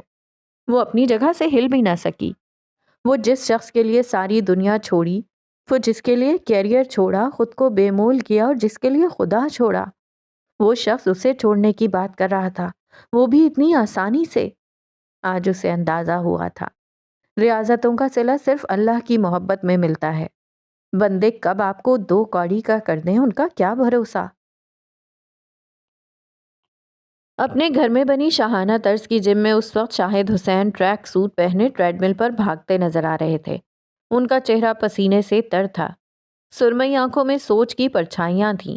اسی وقت انہی کی طرح کی سرمئی آنکھوں والا ایک لڑکا دروازہ کھولتا اندر آیا، پاس کھڑے ملازم کو ہاتھ سے جانے کا اشارہ کیا، ساتھ ہی اس کے ہاتھ سے ٹاول اور پانی کی بوتل لے کر اپنے ہاتھ میں پکڑ لی۔ ملازم سر ہلاتا آگے بڑھ گیا۔ شاہد حسین کان میں لگے ننھے آلے کی مدد سے کسی سے کال پر بات کرنے پر مصروف تھے، البتہ اس کی موجودگی محسوس کر چکے تھے۔ کان میں لگا ننھا آلہ نکالا، موبائل کا بٹن دبا کر کال ڈسکنیکٹ کی، اس کے بعد ٹریڈ مل کی بھاگتی زمین کو ایک بٹن سے بند کر دیا۔ قدموں کے نیچے کی زمین جیسے رک سی گئی تھی۔ ہارون بغیر کچھ کہے ان کے پیچھے کھڑا رہا۔ شاہد جیسے ہی مڑ کر نیچے اترے، ہارون نے سفید بے داغ ٹاول ان کے آگے کیا، جسے انہوں نے بغیر کچھ کہے تھام لیا اور اپنے چہرے اور گردن کا پسینہ صاف کرنے لگے۔ کیا اپنے لیے یہ کام تلاش کیا ہے؟ وہ ٹاول اس کو واپس تھماتے ہوئے بولے تھے۔ اگر کر لیا ہے تو یاد رکھو، اس تنخواہ سے تمہاری گاڑی کا پیٹرول بھی پورا نہیں ہوگا۔ ہارون نے مسکراہٹ ضبط کی تھی۔ میں اگر یہ کام کروں گا تو کسی خوبصورت لڑکی کے لیے۔ آپ جیسے عمر رسیدہ آدمی بولتے بہت ہیں اور مجھے سننے کی عادت کم ہے۔ وہ ان کے قریب جھک کر کہہ رہا تھا، ان بوڑھے ہاتھوں میں اب بھی اتنی طاقت ہے کہ تمہاری ہڈی پسلی ایک کر سکوں۔ پھر کیا ارادہ ہے ہارون صاحب؟ بولتے ہوئے انہوں نے ہارون کے ہاتھ سے پانی کی بوتل لے لی تھی اور آگے بڑھ گئے تھے۔ ہارون نے منہ کے زاویے بگاڑے تھے۔ اچھا چھوڑیں یہ سب، مجھے بات کرنی ہے آپ سے۔ وہ ان کے پیچھے جاتے ہوئے بول رہا تھا۔ ابھی 7:30 بجے ہیں، میرے فریش ہونے کا وقت ہے۔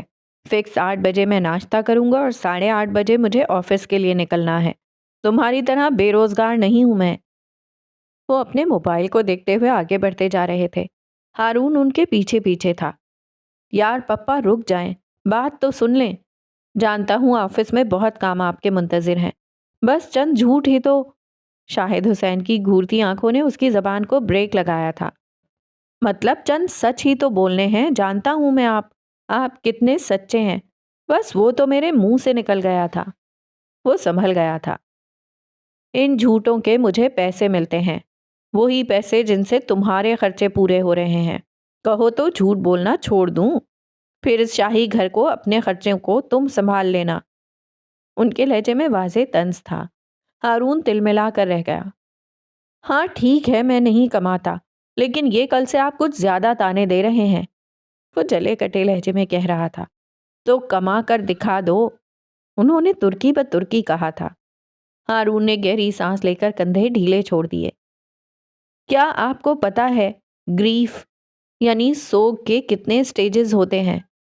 ہارون نے ان کے عین عقب میں کھڑے ہو کر سنجیدہ آواز میں پوچھا تھا۔ شاہد ٹھہر گئے، مڑ کر ہارون کو دیکھا، آنکھوں میں استحجاب ابھرا تھا۔ انکار، غصہ، بارگنگ، ڈپریشن، قبولیت۔ انہوں نے سوگ کے سارے مراحل دہرا دیے تھے۔ چہرے پر اب بھی ناسمجھی کا تاثر تھا۔ ہارون نے سمجھنے والے انداز میں سر ہلایا۔ صحیح کہا پپا، اب یہ بتائیں رستم کی موت کو آپ نے آج تک قبول کیوں نہیں کیا؟ اس کا لہجہ نارمل تھا۔ شاہد کے چہرے کا رنگ یکدم تبدیل ہوا تھا۔ کیا بکواس ہے یہ؟ میں قبول کر چکا ہوں، مجھے پتا ہے وہ اب کبھی واپس نہیں آ سکتا۔ میں مان چکا ہوں ایک طوفان آیا اور میری سب سے قیمتی چیز لے گیا۔ تم کیا بکواس کر رہے ہو؟ ان کے لہجے میں دبا دبا غصہ تھا۔ ہارون 2 قدم آگے آیا، ان کی آنکھوں میں دیکھا اور کہنا شروع کیا۔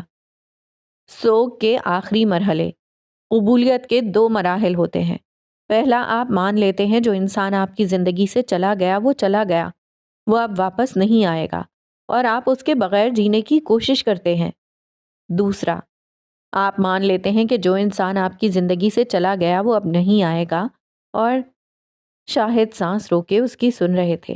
جم خانے میں ہارون کی آواز گونج رہی تھی، اور آپ اس کو کسی اور میں ڈھونڈنا شروع کر دیتے ہیں، کسی اور میں اس کا عکس، اس کی پرچھائی، اس کی شبیہ ڈھونڈنے لگ جاتے ہیں، جس طرح آپ نے رستم کے بعد مجھ میں ڈھونڈی۔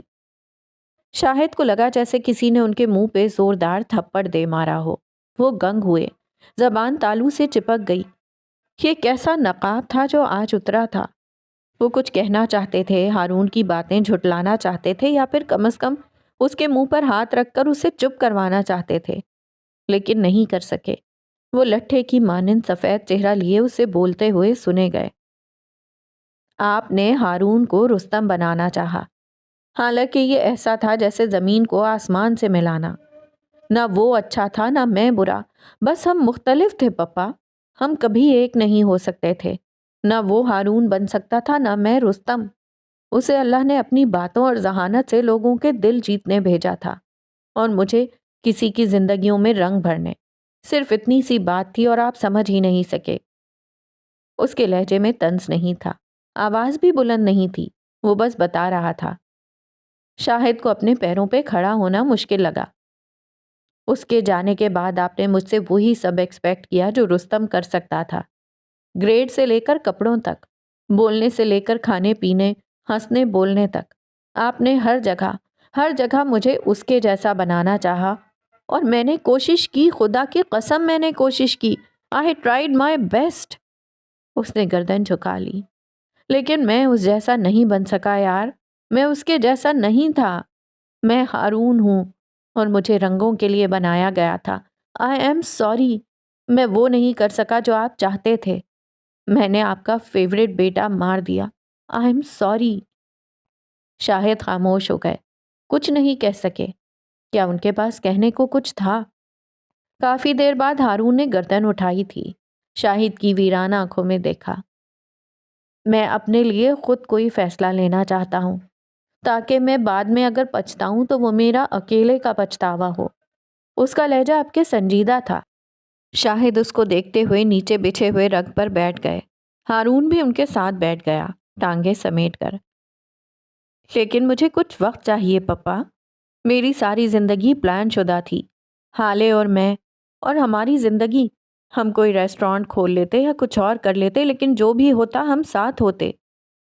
وہ آہستہ آہستہ کہہ رہا تھا، شاہد بغور اسے سن رہے تھے۔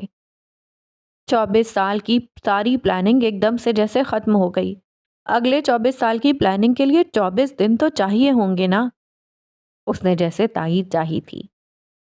حالے میری ساری زندگی کو ڈومینیٹ کرتی تھی، وہ چلی گئی ہے پپا۔ آپ سوچیں تو صحیح، ہارون حالے کے بغیر رہ رہا ہے، کیا یہ کسی معجزے سے کم ہے؟ میں آج بھی اتنی ہی تکلیف میں ہوں جتنی اس دن سفیر کے پروپوزل والے دن۔ بس فرق یہ ہے کہ اب ہارون شاہد باوقار ہے، اب وہ غم کے اشتہار نہیں لگاتا، اب وہ خود کو اس غم کا عادی بنا رہا ہے۔ میں نے آج تک اپنی ایک شرٹ لینے کا فیصلہ بھی نہیں کیا۔ آپ پروفیشن کی بات کر رہے ہیں۔ ہاں میں لوں گا فیصلہ، لیکن بس تھوڑا وقت، اور بلکہ شاید میں فیصلہ لے چکا ہوں، آپ کو بتانے میں وقت لگے گا۔ اور شادی؟ کیا تم ساری زندگی شادی نہیں کرو گے؟ ان کو جیسے ایک ہی خوف لاحق تھا۔ ہارون نے ان کی آنکھوں میں دیکھا۔ چند لمحے گزرے، اس کے بعد اس نے کہنا شروع کیا، مجھے نہیں پتا پپا، مجھے واقعی نہیں پتا۔ شادی زندگی کا حصہ ہے لیکن زندگی نہیں۔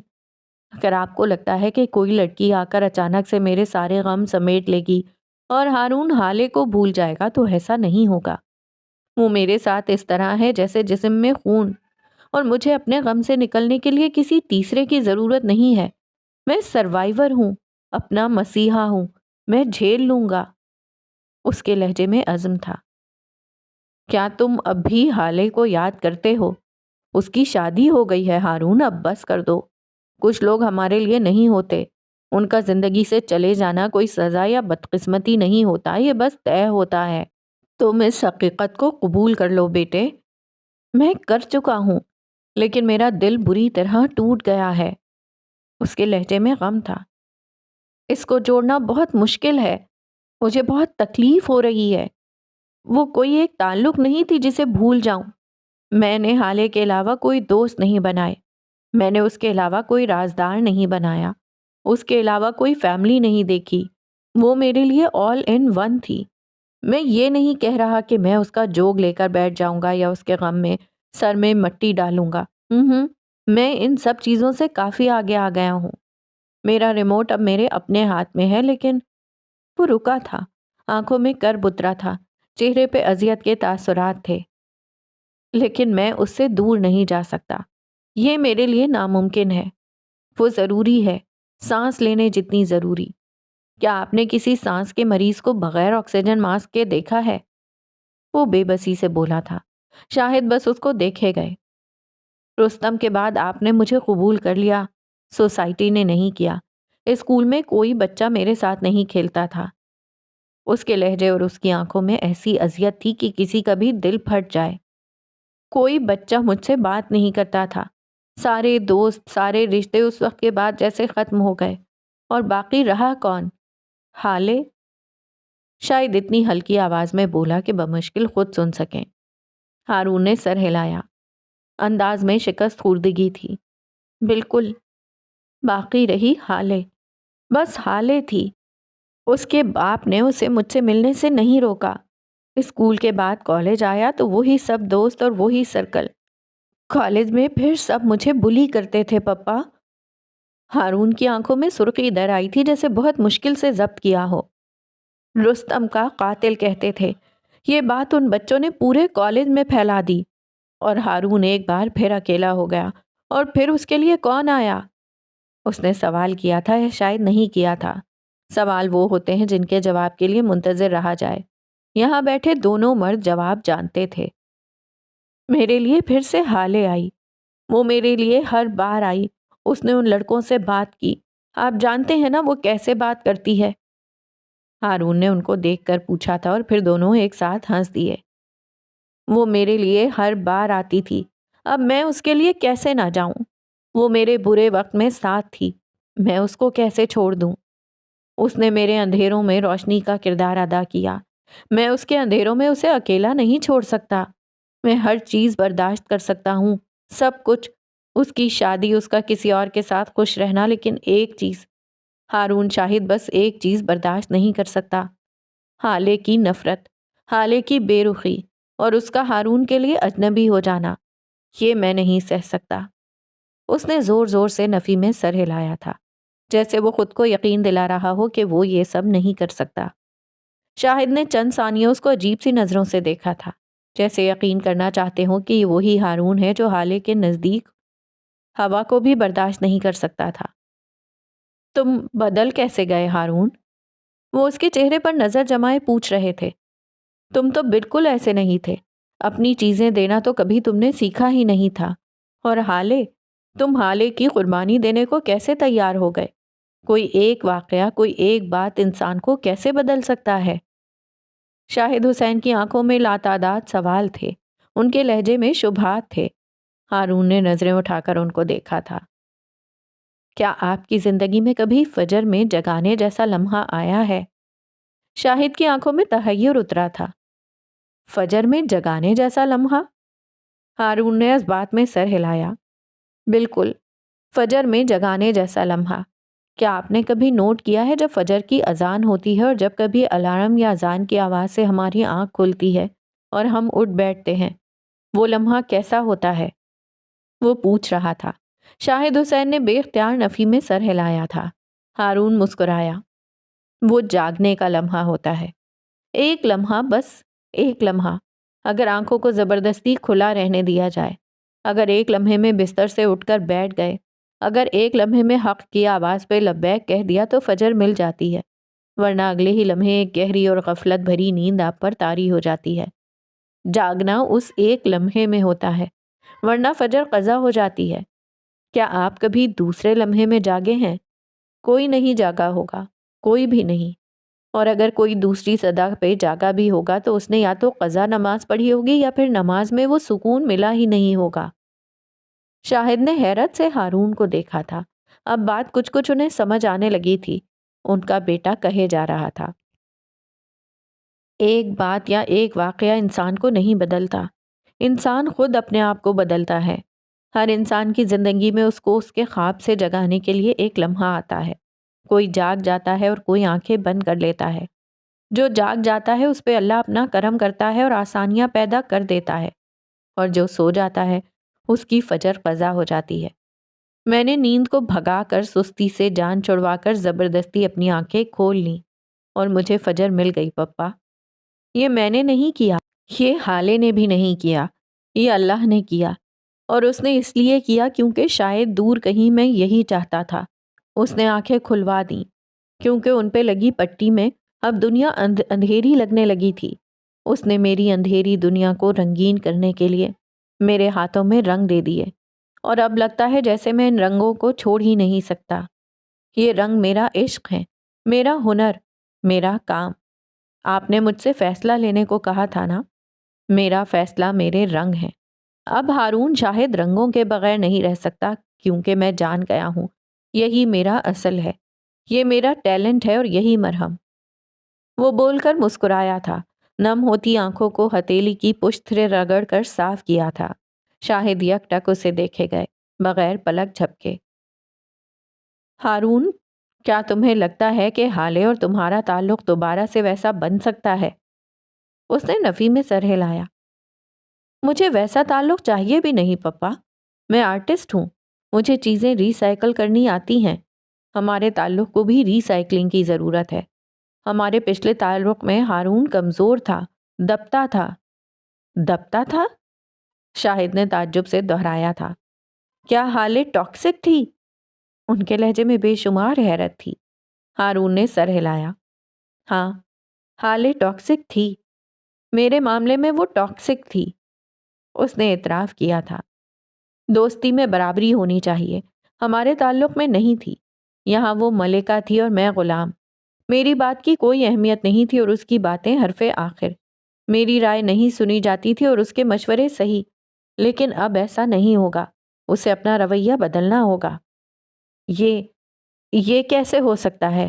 حالے ٹاکسک کیسے ہو سکتی ہے؟ وہ اب بھی سخت متعجب تھے۔ اور بالفرض اگر وہ ہے تو بھی تمہیں ایسا کیوں لگتا ہے کہ وہ ٹھیک ہو سکتی ہے؟ ٹاکسک لوگ کبھی ٹھیک نہیں ہوتے۔ ان کے لہجے میں ہزار اندیشے تھے۔ ہارون مسکرایا تھا، اس کی سرمئی آنکھیں اس کے ساتھ مسکرائی تھیں۔ ٹاکسک لوگ دو طرح کے ہوتے ہیں، اس نے انگلیوں پہ گنوایا۔ پہلے وہ جن کو پتا ہوتا ہے کہ وہ ٹاکسک ہیں، ان کا رویہ غلط ہے، وہ لوگوں کو ہرٹ کر رہے ہیں، ان کے اندر برائیاں ہیں، لیکن وہ یہ سب کچھ ماننے کو تیار نہیں ہوتے۔ وہ اپنا رویہ بدلنے کو تیار نہیں ہوتے۔ وہ اپنے اس عمل کو جسٹیفائی کرتے رہتے ہیں یہاں تک کہ وہ اپنے سے جڑے تعلقات کو کھو دیتے ہیں۔ اور دوسرے وہ جو ٹاکسک ہوتے ہیں لیکن ان کو پتہ ہی نہیں ہوتا، کیونکہ ان کو کبھی اس بات کا احساس ہی نہیں دلایا جاتا۔ وہ اپنے رویے سے واقف ہی نہیں ہوتے۔ ان کو لگتا ہے کہ جو ہے جیسا ہے ٹھیک ہے، لوگ ان کی بات مان رہے ہیں۔ ٹھیک ہے، وہ مذاق کے نام پر لوگوں کو ذلیل کر رہے ہیں۔ ٹھیک ہے، ان کی باتوں سے کسی کا دل دکھ رہا ہے، لیکن انہوں نے تو بھلائی کی بات کی۔ ٹھیک ہے، کوئی ان کو یہ نہیں بتاتا کہ مذاق کرنے اور مذاق اڑانے میں فرق ہوتا ہے۔ کوئی ان کو یہ نہیں بتاتا کہ نصیحت کرنے اور دل دکھانے میں فرق ہوتا ہے۔